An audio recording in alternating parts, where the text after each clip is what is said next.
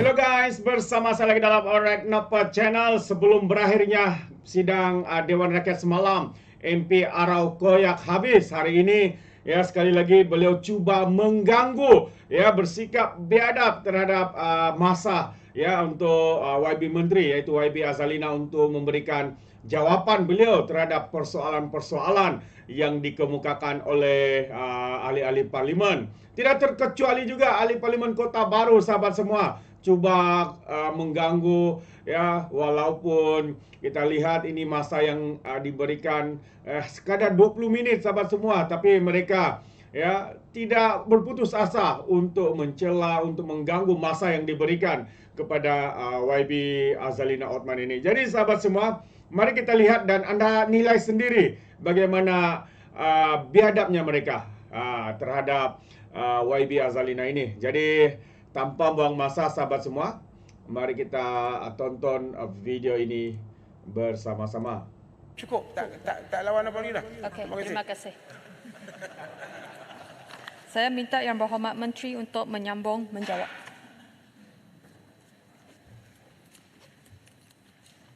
Bismillahirrahmanirrahim. Assalamualaikum warahmatullahi wabarakatuh. Jadi semalam kita berhenti 5.36, jadi saya sambung hari ini. Untuk maklumat Yang Berhormat, sebelum saya mula menjawab isu yang telah dibangkitkan, saya ingin menekankan bahawa rang undang-undang ini yang telah dibacakan buat kali yang pertama pada tahun dahulu, iaitu 29 November 2023. Penjelasan tertangguh semalam. Maka tidak terbangkitlah bahawa Yang Hormat, saya minta penjelasan. Isu bahawa ahli-ahli Yang Berhormat tidak punya masa yang mencukupi untuk meneliti rang undang-undang ini. Rang undang-undang ini digubal oleh kerajaan untuk melindungi kekebalan negara dengan mengkanunkan undang-undang adat antarabangsa, menambah baik prosedur dan amalan sedia ada dan amalan terbaik antarabangsa. Rang undang-undang ini juga membentukkan secara jelas konsep layanan salinan dengan izin reciprocity yang akan diamalkan.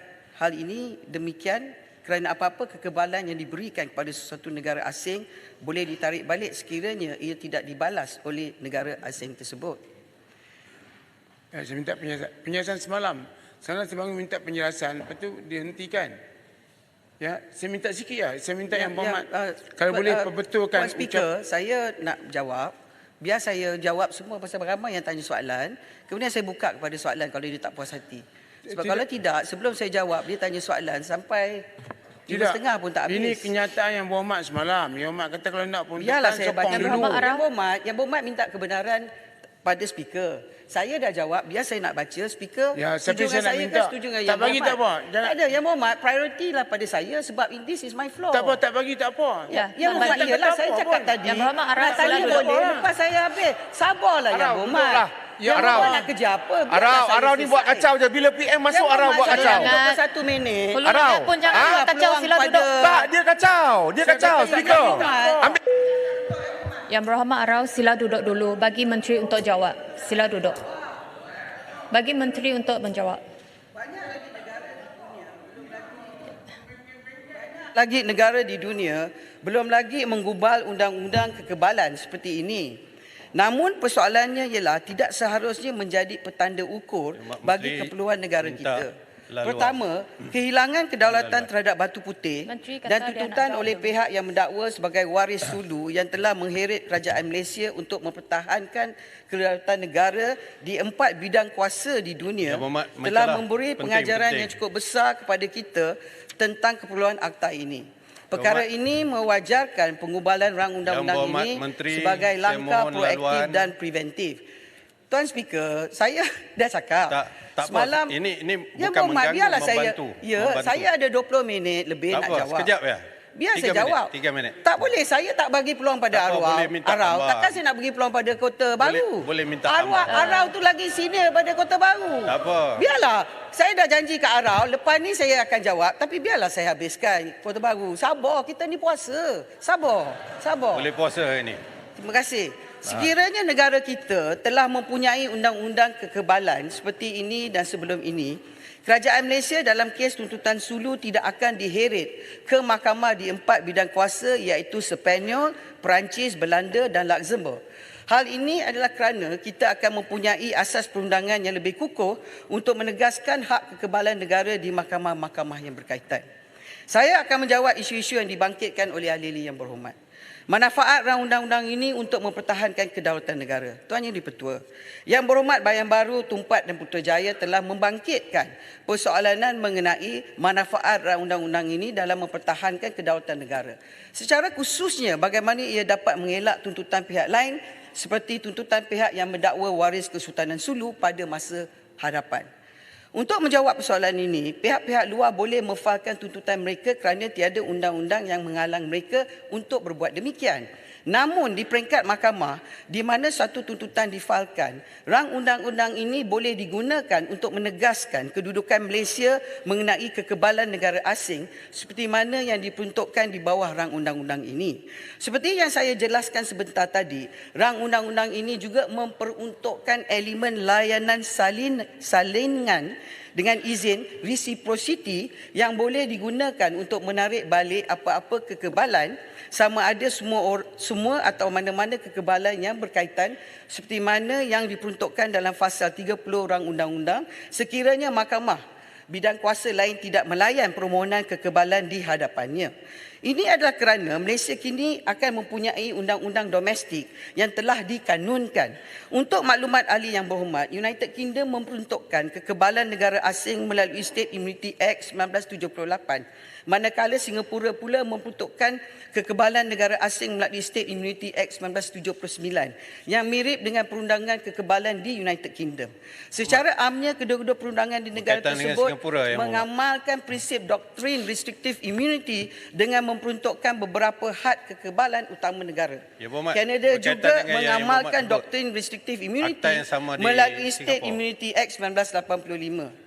Ini bermaksud rang undang-undang ini menggunakan pakai pendekatan yang sama seperti yang digunakan pakai dalam undang-undang kekebalan negara tersebut selain mengambil kira perkembangan undang-undang adat antarabangsa termasuklah dengan izin United Nations Convention on Jurisdictional Immunities of States and Their Property 2004. Menteri Bayan Baru. Sebelum, tak boleh, biar saya selesai ni 17 minit, lepas tu saya buka. Tak ada masalah, saya tak lari ke mana. Saya akan selesai rang undang-undang ni, insya-Allah. Sebelum pengubalan rang undang-undang ini, Malaysia tidak mempunyai undang-undang spesifik yang memperuntukkan mengenai kekebalan negara asing. Malaysia mengamalkan prinsip undang-undang adat antarabangsa, customary international law. Beberapa kes Mahkamah Malaysia telah mengiktiraf prinsip kekebalan negara asing berdasarkan customary international law. Sebelum ini, Malaysia menggunakan doktrin dengan izin absolute immunity apabila sesuatu negara asing mempunyai kekebalan mutlak daripada bidang kuasa mahkamah di Malaysia seperti yang diputuskan dalam kes Miguel lawan Sultan of Johor 1894 1QB. Walau bagaimanapun berdasarkan kes Commonwealth of Australia lawan Mitford Malaysia 9 Berhad 1990, Malaysia telah mula menggunakan doktrin dengan izin restrictive immunity. Yang Berhormat Puan Speaker, restrictive immunity merupakan kekebalan terhad yang diberikan kepada aktiviti dan tindakan sesebuah kerajaan yang berdaulat dengan izin sovereign activities dan governmental acts yang tidak termasuk tindakan yang bersifat komersial dengan izin acts of commercial nature. Peraturan Dewan. Peraturan yang mana yang berhormat? 36/12. Iaitu? Saya sebut dah. Okey. Patutnya yang tanya speaker bukan apa ni Yang Berhormat Menteri. Yalah, sebab saya nak habiskan 15. Yalah. Yang berhormat speaker, adakah jam minit dia akan diberhenti sebentar? Ya. Supaya dia boleh tanya peraturan mesyuarat. Silakan. Okey, terima kasih Yang Berhormat Tuan Speaker, terima kasih Yang Berhormat Menteri. Petang semalam Yang Berhormat Menteri dah menyebut kalau ini satu perkara yang saya interpret sebagai satu dengan izin sebagai satu mengelirukan dewan, iaitu Yang Berhormat Menteri sebut kalau nak peruntukkan sila sokong kami lah. Apakah ini pendirian Yang Berhormat Tambun juga bila disebut oleh Yang Berhormat Menteri Undang-Undang semalam? Kalau nak peruntukkan sila sokong kami, sila sokong. Saya rasa ini tidak berkaitan dengan topik Tak. sekarang. Kita nak pastikan, kita nak Dengan jawapan izin, pastikan adakah Pendam, ini cukuplah, pendirian pendam. Biarlah saya Yang Amat selesai. Berhormat Tambun. Pendam, ni dah pendam. Yang Berhormat Menteri. Pendang tak ada standard lah pendang. Pendang tak ada standard lah pendang. Yang berhormat pendang, sila duduk.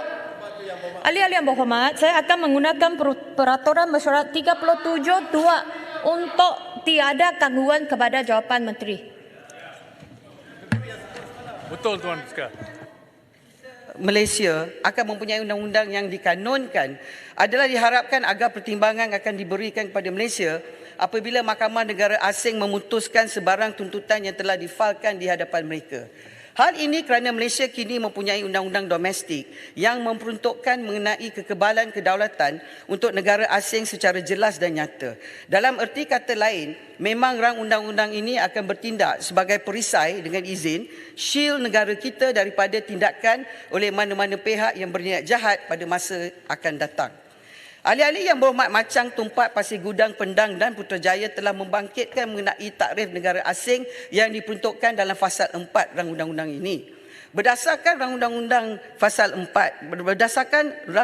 ini, Fasal 4, negara asing ertinya mana-mana negara atau wilayah di luar Malaysia dan termasuklah suatu jabatan atau pelbagai organ kerajaan, sesuatu negara asing, sesuatu unit anggota persekutuan negara asing atau subbahagian politik negara asing itu dan agensi, badan atau entiti lain sesuatu negara asing yang ditubuhkan di bawah sesuatu undang-undang.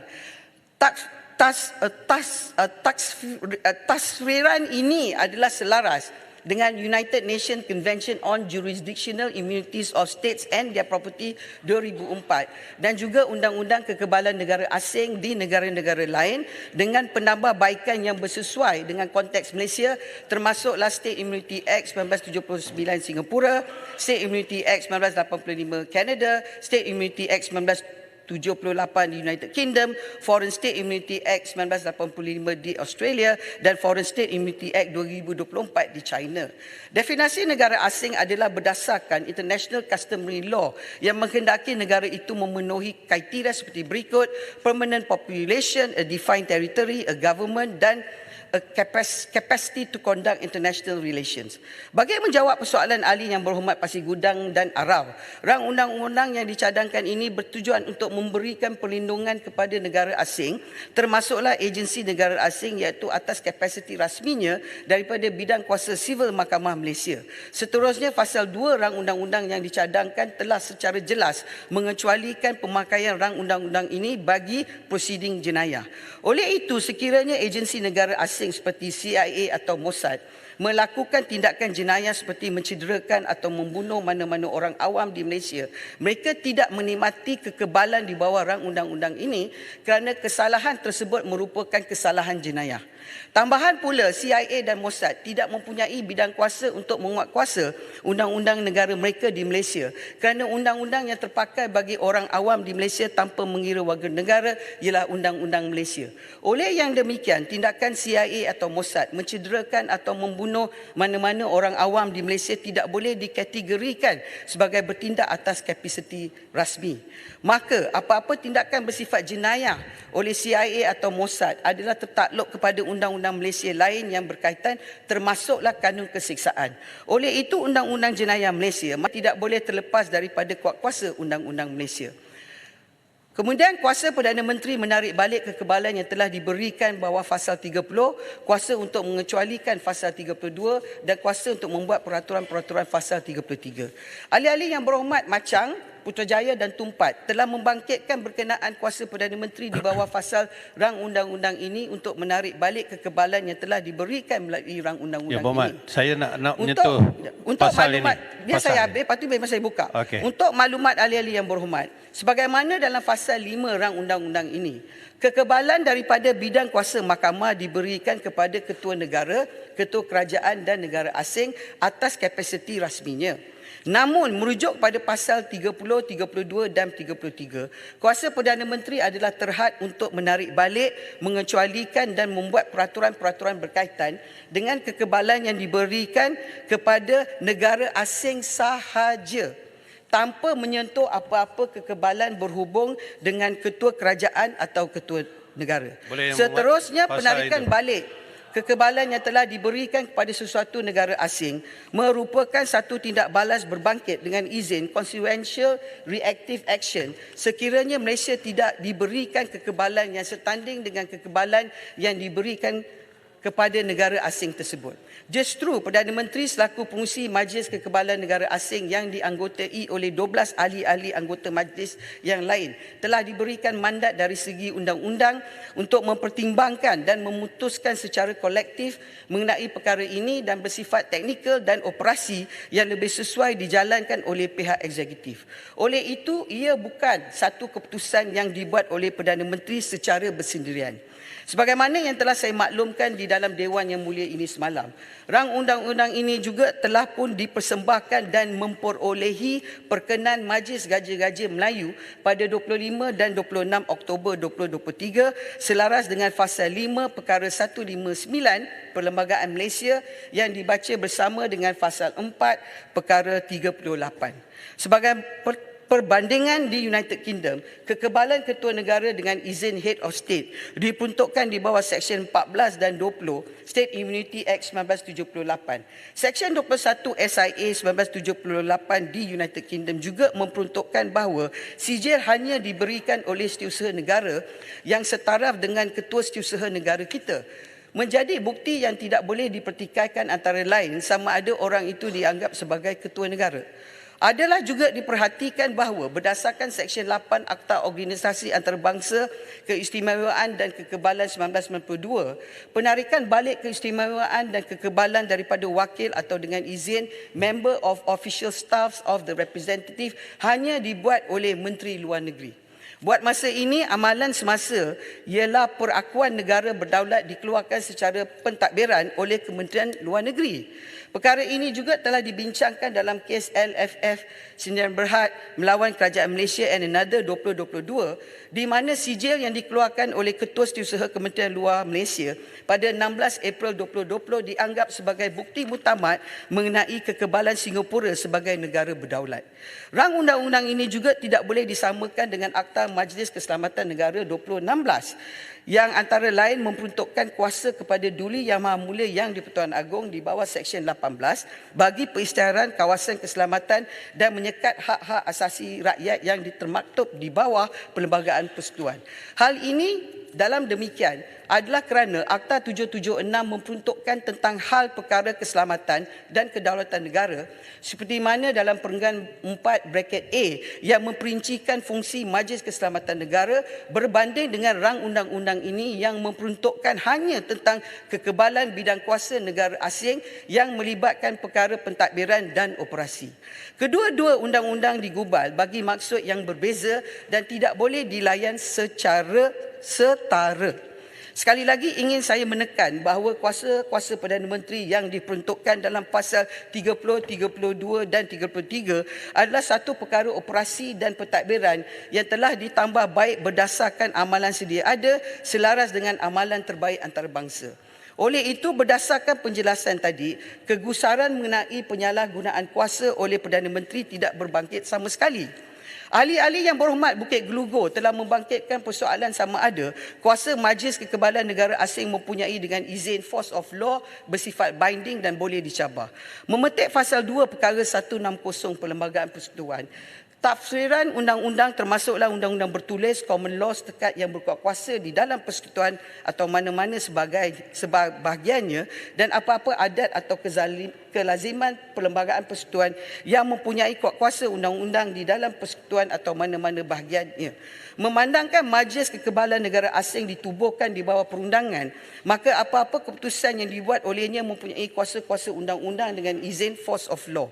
Dalam hal ini, Fasal 22 rang undang-undang ini secara langsung memberikan kuasa undang-undang kepada Majlis Kekebalan Negara Asing dengan penggunaan perkataan hendaklah mempunyai kuasa dengan izin shall have power. Maka memandangkan ia dibuat di bawah peruntukan undang-undang, ia juga adalah mengikat dengan izin binding.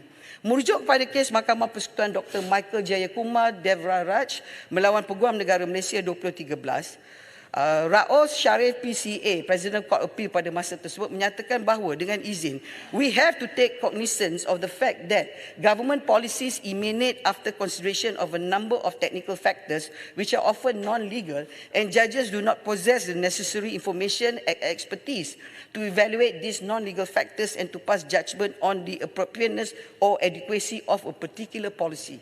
Berdasarkan keputusan kes Mahkamah Persekutuan ini, apa-apa keputusan eksekutif atau melibatkan polisi kerajaan adalah dengan izin tidak boleh diadili, dengan izin non-justifiable dan tidak boleh dicabar atau dipertikaikan di mahkamah. Namun ia tidak menghalang mana-mana pihak untuk memfailkan tindakan di mahkamah sekiranya difailkan ia boleh dipertahankan. Forum majlis yang terdiri daripada 7 orang. Ahli yang berhormat Tumpat telah membangkitkan tentang forum majlis yang terdiri daripada 7 orang memandangkan anggota majlis seramai 13 orang. Sekiranya dibandingkan dengan Majlis Keselamatan Negara, korum yang ditetapkan dalam Majlis Keselamatan Negara adalah 5 orang berbanding dengan anggota Majlis Keselamatan Negara yang terdiri seramai 7 orang. Dalam hal ini, perkara yang terlibat adalah dengan izin secara case by case basis apabila terdapat permohonan daripada sesebuah negara asing itu sahaja. Secara lazimnya dari segi undang-undang, korum yang ditetapkan adalah separuh daripada jumlah seluruh anggota. Oleh itu, korum sebanyak 7 orang anggota adalah sesuai dan teratur. Ahli yang berhormat Bayan Baru telah bertanya mengenai pengecualian kerajaan daripada ISDS, Investor State Dispute Settlement.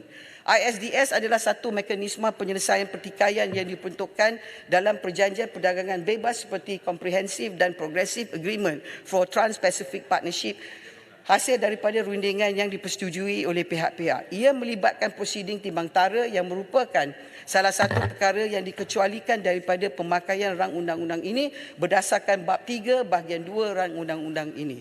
Ahli yang berhormat Bukit Gelugor telah bertanyakan berkaitan dengan pemakaian rang undang-undang ini dengan kes The United States of America melawan Subramaniam, anak lelaki Lechemanan mengikut kes USA lawan L. Subramaniam. Mahkamah Persekutuan telah bersetuju bahawa bidang kuasa kes ini adalah di bawah Mahkamah Perusahaan. Rang undang-undang ini adalah selaras dengan keputusan kes ini kerana pengecualian telah diberikan kepada kontrak kerja seperti di bawah fasal 9 rang undang-undang ini. Ahli yang berhormat daripada Tumpat mencadangkan supaya Perdana Menteri dan Timbalan Perdana Menteri wajib menghadiri setiap majlis kekebalan negara asing. Berdasarkan Fasal 25(2), jika pengurusi iaitu Perdana Menteri tidak hadir dalam mesyuarat majlis, pengurusi boleh melantik Timbalan Pengurusi, Timbalan Perdana Menteri untuk menggantikannya sebagai pengurusi mesyuarat atau dalam ketidakhadiran Timbalan Pengurusi sebagai pengurusi mesyuarat. Kedudukan kehadiran ini sama dengan peruntukan subsection 8(2) Akta Majlis Keselamatan Negara 2016, Akta 776. Perkara ini digubal bagi memudahkan perjalanan dan pelaksanaan mesyuarat Majlis Kekebalan Negara Asing. Oleh itu, fasal yang dicadangkan ini adalah sama dengan kedudukan undang-undang yang sedia ada. Ahli yang berhormat Bayan Baru telah mengutarakan persoalan sama ada rang undang-undang ini boleh mengelakkan sekatan sanction. Berhubung dengan persoalan ini, rang undang-undang ini tidak akan memberikan kekebalan kepada negara kita terhadap apa-apa sekatan. Menurut Pasal 8(1) rang undang-undang ini, satu negara asing tidak kebal daripada bidang kuasa mahkamah dalam apa-apa prosiding yang timbul daripada transaksi komersial yang dijalankan oleh negara asing itu dengan mana-mana orang di Malaysia. Sebagaimana yang diperuntukkan dalam bab 3 bahagian 2, negara asing tidak mempunyai kekebalan secara mutlak kerana ia tertakluk kepada hak kekebalan seperti berikut. Prosiding yang timbul daripada transaksi komersial, prosiding yang berhubungan dengan kontrak kerja, prosiding yang berhubungan dengan tuntutan kecederaan diri, prosiding yang berhubungan dengan penentuan hak terhadap harta, prosiding yang berhubungan dengan harta intelek, prosiding yang berhubungan dengan penyertaan dalam syarikat, prosiding yang berhubungan dengan kapal yang dimiliki atau dikendalikan oleh negara asing, prosiding yang berhubungan dengan mendapatkan balik cukai dan perjanjian mengenai timbang tara. Tuan Yang di-Pertua, pengubalan rang undang-undang kekebalan ini mencerminkan usaha Malaysia dalam menegakkan hak dan kepentingan negara serta memastikan kedaulatan dan kekebalan Malaysia dilindungi dalam apa-apa prosiding di mahkamah. Pengubalan rang undang ini sekaligus dapat mengkodifikasikan prinsip kekebalan negara asing selaras dengan prinsip undang-undang antarabangsa awam sebagai sebahagian daripada undang-undang Malaysia. Jadi saya buka untuk soalan-soalan. Terima kasih Tuan Yang di-Pertua. Minta laluan. Saya bagi 5 minit masa tambahan. 5 minit. Bayan Baru. Dah apa? Ya, Muhammad. Okey. Terima kasih Puan Yang di-Pertua. Terima kasih Muhammad Menteri. Saya di pihak kami pembangkang mengatakan bahawa rang undang-undang ini adalah satu rang undang-undang yang berkaitan rapat dengan kedaulatan negara ataupun sovereignty of the state. Oleh sebab itu, perkara-perkara yang dimasukkan dalam rang undang-undang ini adalah cukup penting. Saya ingin menyentuh mengenai dua fasa, iaitu fasa 32 dan fasa 33 yang telah disebut secara sepintas lalu oleh Yang Berhormat Menteri tadi. Fasa 32 tajuknya adalah kuasa untuk mengecualikan, power to exempt. Manakala fasa 33 kuasa untuk membuat peraturan. Ya. Saya ingin mendapat penjelasan daripada pihak kerajaan mengenai kedua-dua fasal ini yang dengan jelasnya menyatakan bahawa kuasa untuk mengecualikan dan juga kuasa untuk membuat peraturan diberikan kepada Perdana Menteri, full stop. Bukan Perdana Menteri dalam Majlis Kekebalan Negara Asing. Bukan, Perdana Menteri. Jadi dalam hal ini, saya merasakan bahawa ianya agak berbeza dengan undang-undang di negara-negara lain yang terlebih awal dibuat daripada kita di Malaysia. Saya ambil contoh United Kingdom. Ya. Ini adalah State Immunity Act 1978 dalam Part 1, Proceedings in United Kingdom by or against other state. Saya nak menyebut Section 15. Ya. Tajuknya adalah Restriction and Extension of Immunities and Privileges. Dengan izin, saya ingin baca. 15.1. If it appears to Her Majesty that the immunities and privileges conferred by this part of this Act in relation to any state, exceed those according dan sebagainya. Yang penting di sini, Her Majesty may by order in council provide for restricting or as case may be extending those immunities. Itu yang pertama. Maknanya yang mempunyai kuasa di United Kingdom dalam hal yang berkaitan dengan restriction and extension ini adalah Her Majesty ataupun Queen itu sendiri. Yang kedua, saya ingin merujuk pada authority daripada Australia, ya, sebuah negara Commonwealth juga. Undang-undangnya bernama Foreign States Immunities Act 1985, Section 42. Tajuknya Restrictions and Extensions of Immunities and Privileges General. Subsection 1. Where the minister is satisfied that an immunity or privilege conferred by this act in relation to a foreign state is not accorded by the law of foreign state in relation to Australia, the Governor General, not the Prime Minister, the Governor General may make regulation modifying the operation of this act with respect to those immunities and privileges in relation to the foreign state. And subsection 2 pun menyebutkan perkara yang sama, the Governor General. Maknanya bukan Prime Minister. Yang ketiga, Singapore. Statutnya yang berbunyi Statute of the Republic of Singapore, State Immunity Act 1979, Section 17. Bertajuk Restriction and Extension of Immunities and Privileges. If it appears to the President, not the Prime Minister, the President, that the immunities and privileges conferred by Part 2 in relation to any state exceed those accorded by law of the state, the President may, by order, the President, not even President in Council, the President may, by order, provide for restricting or extending those immunities and privileges to such extent as appears to the President to be appropriate. Persoalan saya, pasal 32 dan 33, walau apa pun penjelasan daripada Yang Berhormat Menteri, menunjukkan bahawa ini adalah, kalau tidak absolute power, very wide power given to the Prime Minister, kepada Perdana Menteri. Sedangkan dalam undang-undang di negara lain diberikan kepada Her Majesty ataupun Governor General dan juga President of the State, Head of the State. Jadi persoalannya, kenapa dalam undang-undang kita ini Perdana Menteri diberikan kuasa begini, tidak yang di-Pertuan Agong.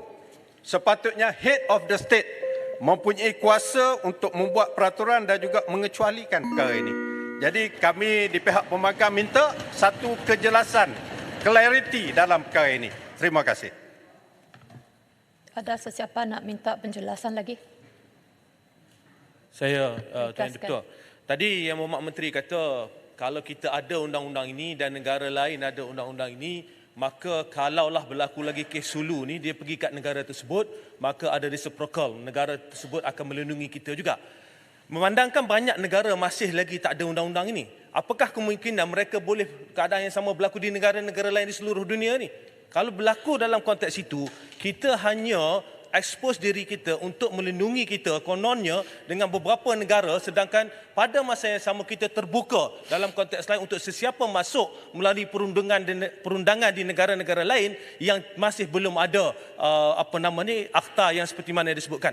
Jadi sebab itu saya tanya semalam, apakah jaminan kerana prinsip utama yang Menteri sebut semalam, dengan adanya perkara ini tak berlaku lagi macam Sulu. Apakah jaminan tak akan berlaku lagi macam Sulu kerana bukan semua negara di dunia ini yang ada undang-undang ini? Terima kasih. Bayang Baru. Terima kasih Puan Speaker. Saya nak tanya Menteri, kita tahu bahawa dalam kes Sulu ini, Cohen ini, dia pergi forum shopping di merata dunia untuk menjejaskan, menuntut apa yang hak kita dan juga kedaulatan kita.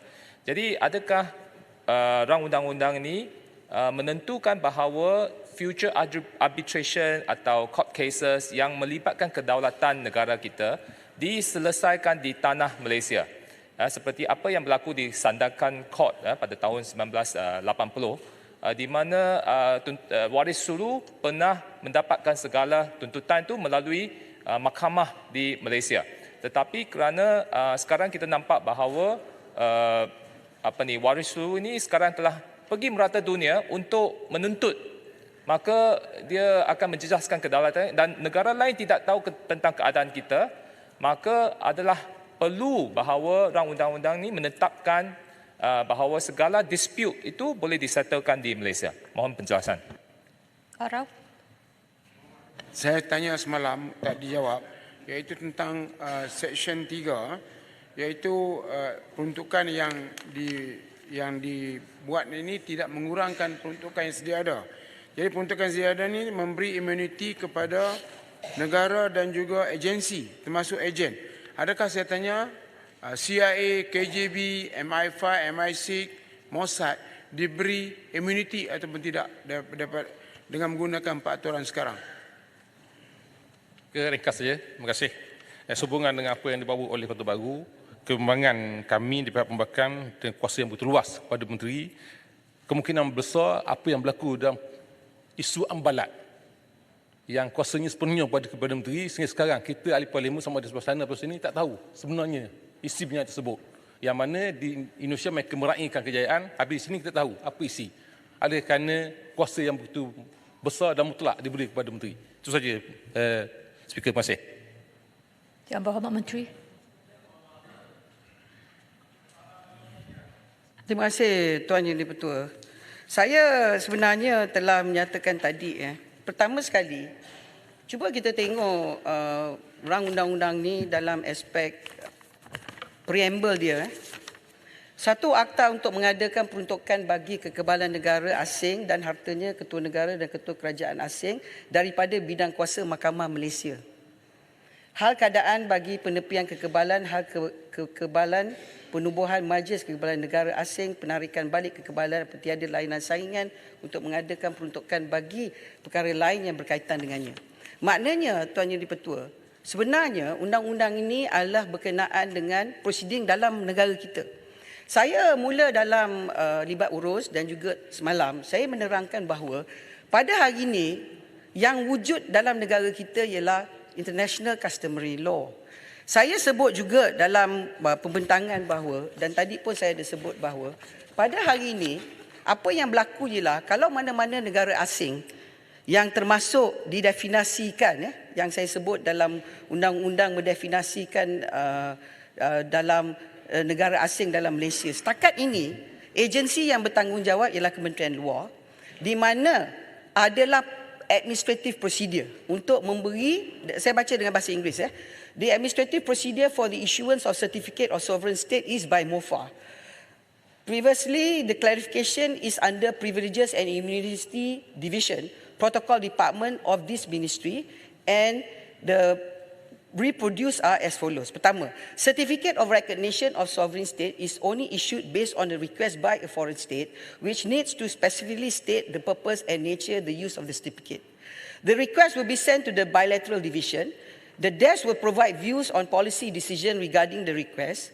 Desk will send the minute to the foreign minister regarding the request for constitution. The foreign minister agree and approve the request. The decision will be sent to the Department of Protocol and Consular. The Department of Protocol and Consular will prepare the issue certificate. Jadi sertifikat ini diguna secara pentadbiran untuk mahkamah. Rang undang-undang kita ialah dalam mewujudkan majlis itu, kita meletakkan peranan lebih besar daripada hanya satu agensi saja, iaitu Kementerian Luar.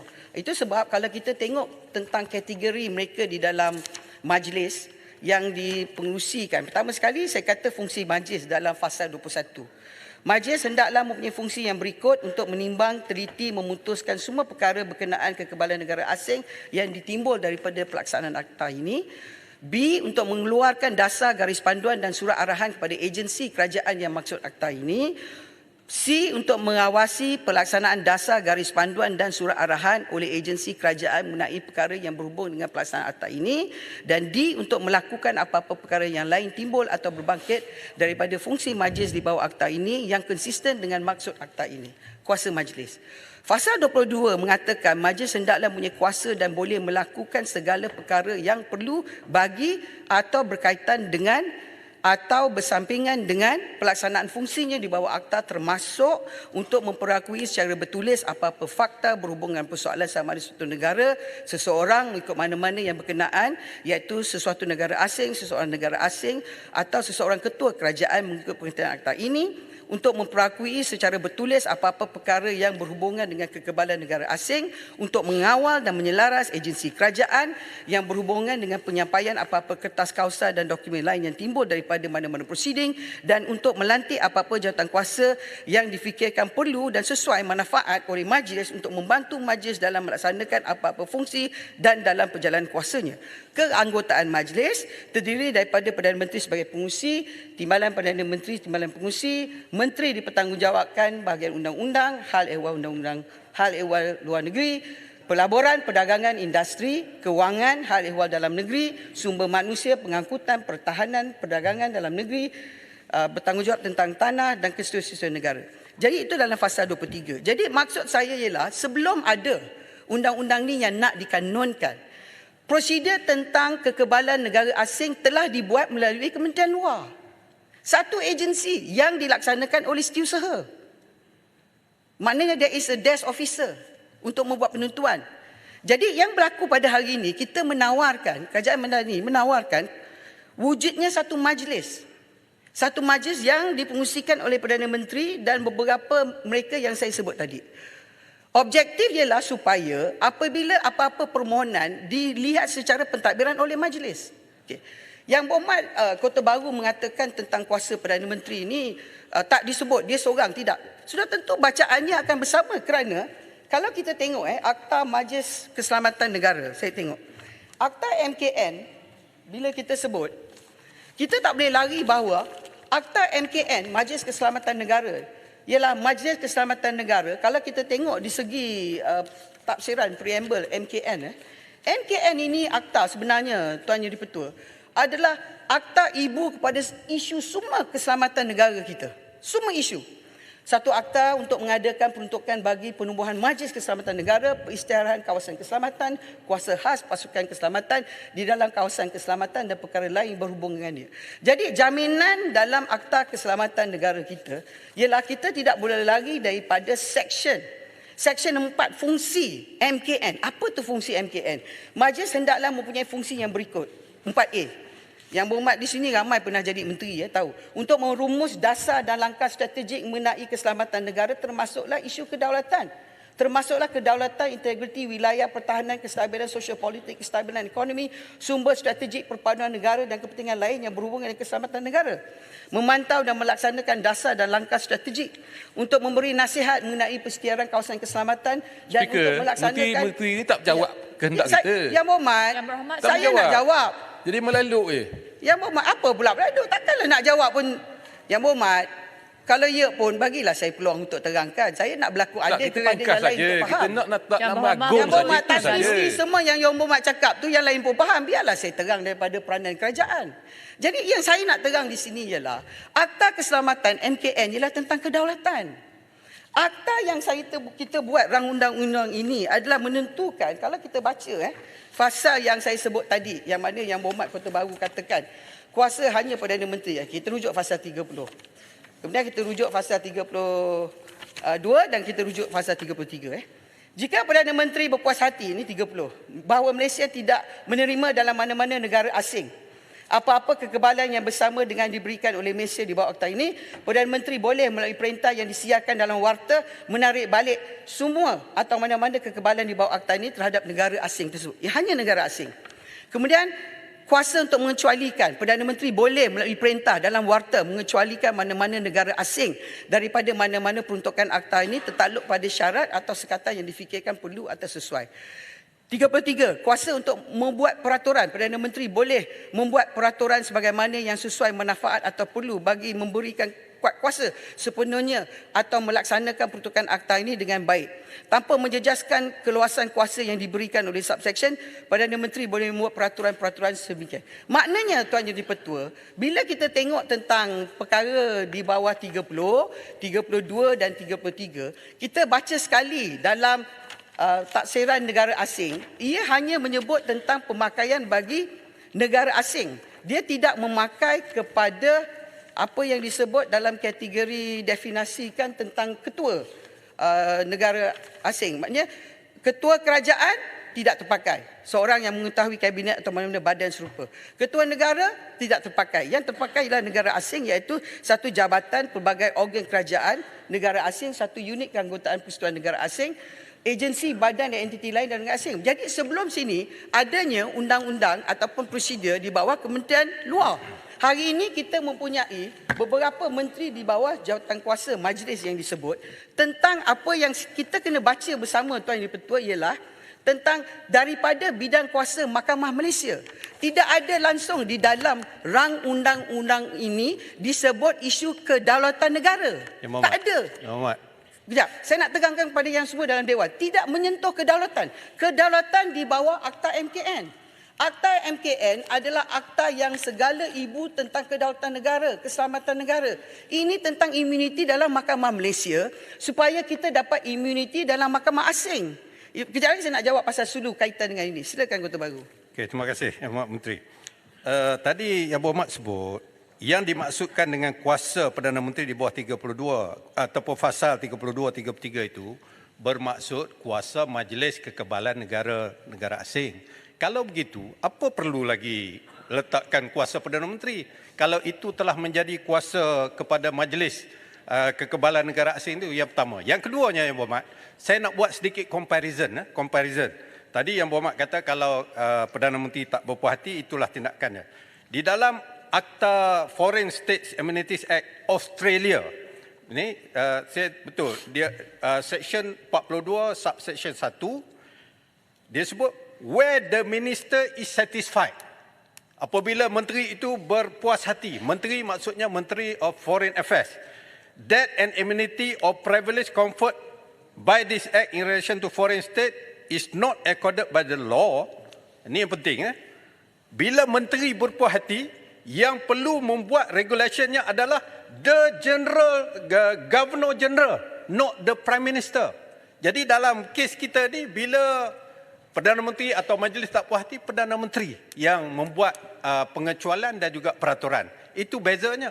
Di Australia ni, bila menteri tak berpuas hati, Menteri of Foreign Affairs tak berpuas hati, yang berkuasa untuk membuat restriction dan juga extension, not the minister, not the Prime Minister, but the Governor General of Australia.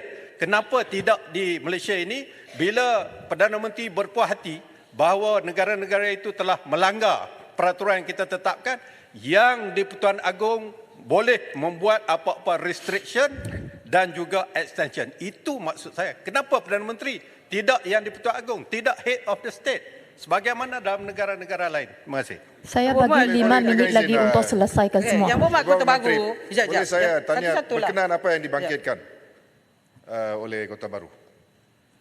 Terima kasih. Saya nak tanya berkenaan dengan isu dengan apa yang dibangkitkan undang-undang di Australia tersebut, di mana Governor General itu yang membuat regulation seperti yang dinyatakan oleh Kota Baru tadi. Tapi adakah Governor General itu membuat regulation itu berdasarkan apa yang diputuskan oleh Menteri? Oleh kerana sekiranya itu adalah keadaannya, maka Governor General itu acts on advice of the Menteri dan bukannya membuat keputusan secara sendiri, betul? Jadi itu adalah keputusan Menteri.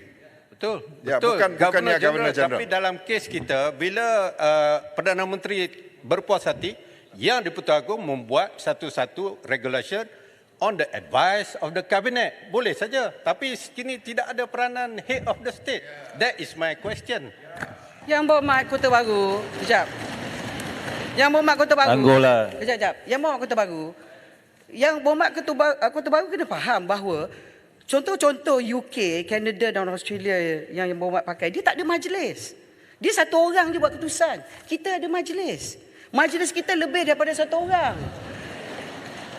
Protection yang kita beri lebih banyak daripada Canada, Australia dan juga UK yang mana Yang Berhormat bercakap. Kedua. Okey, Yang Berhormat kata kuasa Perdana Menteri. Saya nak tanya Yang Berhormat, masa Yang Berhormat Menteri Undang-Undang buat pindaan kepada Akta MKN. Yang Berhormat letak dalam Seksyen 18 dalam kawasan keselamatan yang di Pertuan Agong. Bila Yang Berhormat tengok dalam Seksyen 18 kuasa Yang Pertuan Agong atas nasihat majlis. Atas nasihat majlis di mana definisi majlis dalam akta keanggotaan majlis termasuk juga Perdana Menteri. Dan kalau kita tengok dalam akta MKN, pelantikan ketua pengarah MKN juga daripada Perdana Menteri. Jadi Yang Berhormat tak boleh mengatakan bahawa dalam isu mendapat kekebalan di Mahkamah Malaysia, kita kena memanggil Duli Yang Maha Mulia tu kita kena memanggilkan apa yang wujudnya kuasa di bawah perlembagaan, sebab kita dah bentangkan dalam majlis gaja-gaja, terangkan pada gaja-gaja tentang apa yang diwujudkan, iaitu undang-undang prosedural.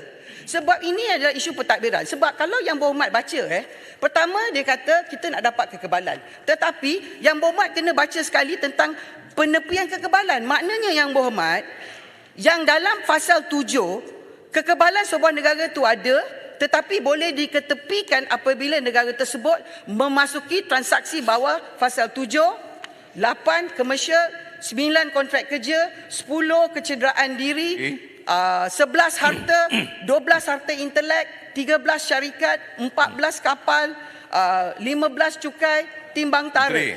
Jadi Yang Berhormat, saya dah terangkan bahawa keputusan kita ialah lebih daripada satu orang, iaitu majlis. Bacaan bersama akta. Saya dah jawab, Tuan Yang-Pertua. Tuan Yang-Pertua, saya terima kasihlah penerangan Yang Berhormat Menteri ini luas, jelas. Cuma yang kita minta hanyalah satu pasal power to exempt itu saja yang kita mahu supaya ada check and balance. Itu saja. Saya tak mahu mempersoalkan sama ada akta MKN ke, akta mana sekalipun. Yang penting hari ini adalah kerana kita nak memastikan ada check and balance bila nak bagi exam kepada orang luar. Bila kita nak bagi exam, dia jelas di sini. Hari ini, kalau kita tengokkan cases yang judgement yang dibuat dalam negara kita ni based on undang-undang yang ada ni, sampaikan parents pun dia question. Parents itu apa? Apakah ibu atau bapa atau kedua-dua sekali? Itu pun telah dipersoalkan. Kalau itu telah menjadi sesuatu dalam negara kita, saya inginkan supaya akta ini jelas. Bahawa bila ada akta ini, power to exempt is the Prime Minister who give you the exemption. Bukan majlis. Sebab itu nanti dipersoalkan lagi. Kita tidak mahu perkara yang boleh menyebabkan sesuatu perkara untuk negara, kedaulatan negara itu dipersoalkan lain kali. Sebabnya Yang Berhormat, saya nak jelaskan di sini. Contoh, kalau seorang Perdana Menteri, bukan Perdana Menteri yang ada ni, saya percaya, yakin Yang Amat Berhormat Tambun tidak akan melakukan sesuatu yang boleh merosakkan kedaulatan negara. Itu kita sokong. Sebab itu bukan kita tak nak sokong. Kita nak sokong, cuma nak tambah kebaikan. Ini yang berhormat yang sebelah sana yang dulu ramai kawan-kawan saya nak jelaskan. Kalau berlakulah, saya nak guna seorang Perdana Menteri yang akan ada perkara-perkara yang boleh menyebabkan the superpower picit dia. Picit lah. Yang berhormat. Bulan puasa ni picit apa yang berhormat? Squeeze yang berhormat. Jadi sebab itu nanti Picit kuih lah. dengan power yang ada di sana, power to exempt ini menyebabkan dia boleh menggunakan kuasa ini. Yang berhormat sana akan bertanggungjawab. Di masa depan nanti yang berhormat pengerang sendiri yang mempertahankan Menteri sila dan gulung. semua Absolute power corrupt. Absolutely. Larut, maknanya masa depan pengerang akan kena akan picit menyebabkan lah. Itu maksud sesuatu yang dipertanggungjawabkan Yang berhormat. oleh anak cucu Yang berhormat, masa yang depan berhormat. kita nanti. Cukup. Yang berhormat. Yang berhormat Menteri sila gulung. Yang berhormat Kota Baru dengan Yang berhormat Larut pernah jadi Menteri Kabinet. Berapa banyak jawatan kuasa dipengusikan oleh Perdana Menteri. Dan Yang berhormat tak ada masalah. Betul, tak apa. Check and balance. Saya tak cakap bab itu. Biarlah saya jawab. Saya nak cakap check and balance satu saja pasal ini. Yang berhormat, betul. Ini cara saya nak jawab. Saya don't question Saya nak bagi analogi. Yang berhormat tak boleh lah main moving the goalpost all the time. Yang berhormat, macam inilah. Yang berhormat cakap pasal kedaulatan. Kota Baru cakap pasal kedaulatan. Saya kata kedaulatan tak ada dalam isu ni. Kedaulatan dalam Akta MKN. Saya tak cakap pasal kedaulatan yang boleh mengakibatkan kedaulatan. Kekebalan, dasar kekebalan Yang berhormat ialah reciprocity. Kalau dia tarik kebal kita di negara asing, kita tarik kebal dia di sini. Itu saja yang kita minta. Bukan kita nak cakap pasal kedaulatan. Yang berhormat tak betul lah. Yang berhormat baca sikit-sikit. Baca daripada mula. Dia masalah dengan Yang berhormat. Yang berhormat nak menunjukkan seolah-olah kerajaan tidak bertanggungjawab. Saya terangkan, banding negara lain kita ada majlis, negara lain tak ada majlis. Yang berhormat cakap pasal kedaulatan, ada Akta MKN. Ini bukan pindaan kepada Akta MKN. Yang berhormat Menteri. Ini ialah berkenaan dengan immunity. Kami di Ahli yang berhormat, masa sudah tamat. Bahasa tamat, tapi saya ni nak jawab satu saja sebelum saya duduk. Tak apalah. Itu ialah Yang berhormat pembangkang. Memanglah kerja Yang berhormat Ini bukan soal pembangkang, Yang Berhormat Menteri. Ini bukan soal pembangkang. Betul lah, itu kerja Yang berhormat. Ini